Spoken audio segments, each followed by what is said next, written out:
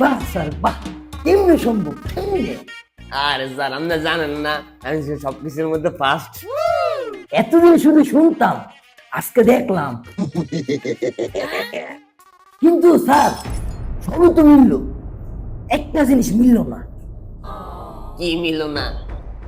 আপনি বলে sign copy করতে পারেন? কি কোন? দাঁড়ান।